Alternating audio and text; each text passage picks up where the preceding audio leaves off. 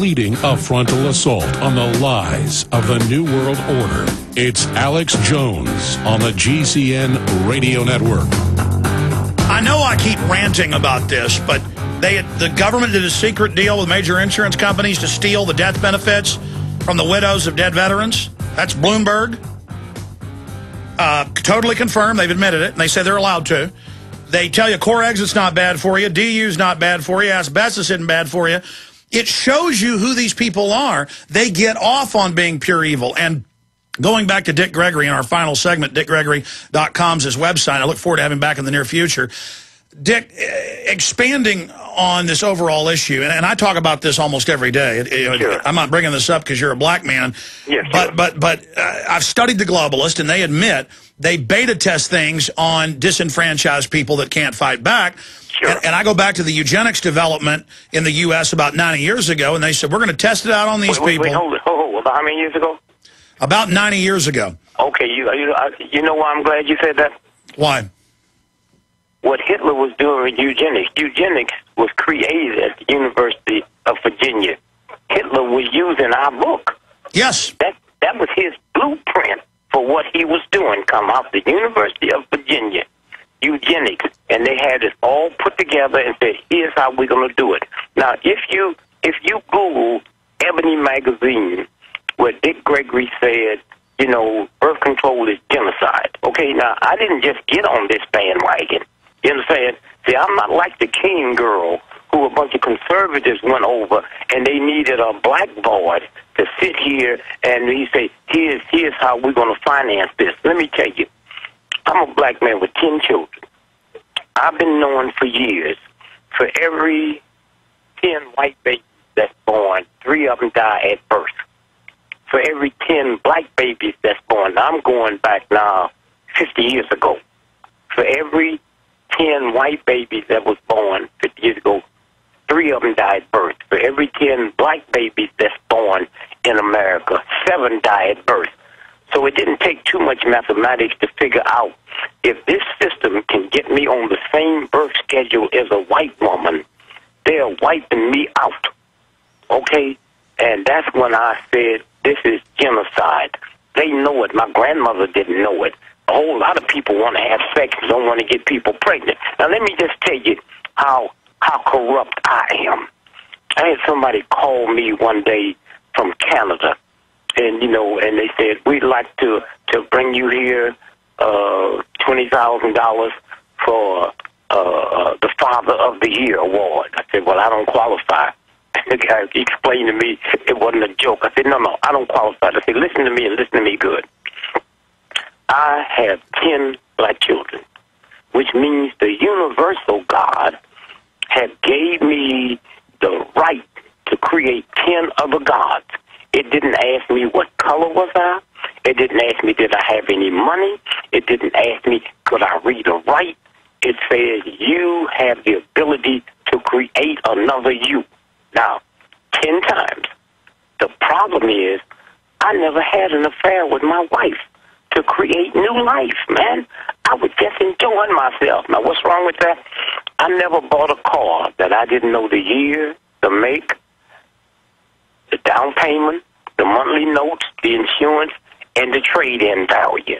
Now, when I, Dick Gregory, got to look myself in the face and realize I put more planning into owning a damn car than creating God's new life, hey, man, I'm the problem. Don't look past me. Every time I get on a plane and travel anywhere in the world for a peace rally, I pay tax money on my ticket, which they use to buy bombs and munitions to kill children and old folks all over the world. So when the bombs drop on my grandchildren, I say, God, just give me the wisdom and the strength to understand it's payback time. This is what this is about. But I'm just glad that on this side, see, I grew up, man, and I was born in 1952.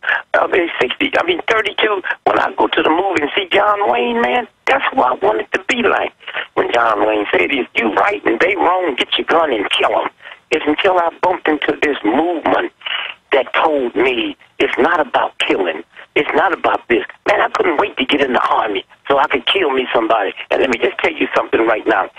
what you talking about the veterans, how they treat them, let me tell you, Americans, something. Anytime you can wave your flag to get your young men and women to the front line of battle, but can't wave that flag when they come back to see that they get the care, that's not a flag you waving, that's a rag. And the sooner you find out about it, the better off everybody's going to be. I'm so damn sick and tired of the people that manufacture the munitions and all the ones that make the money on war who don't send none of their loved ones. They the ones that profit. One day, when the decent people move into a position, we'll say this. Anybody that make more war materials, you can't make no more money than 10% more during wartime than you make during peacetime, and the profits will go to the people who fight the war. The profits, when you got a Super Bowl, the winner shares in the benefits, and that's what we need to do with wartime. So somewhere, when you stop and think about, America will be a great nation one day, but it haven't been. And the reason Negroes were not able to play professional baseball for years because of this. When the people started coming from Europe to here, the Irish Catholic had to live in an Irish Catholic neighborhood. We talk about the religion, how crazy it is now. I remember the time in Boston, you wouldn't dare say you was Irish Catholic in a certain area. You would be stomped.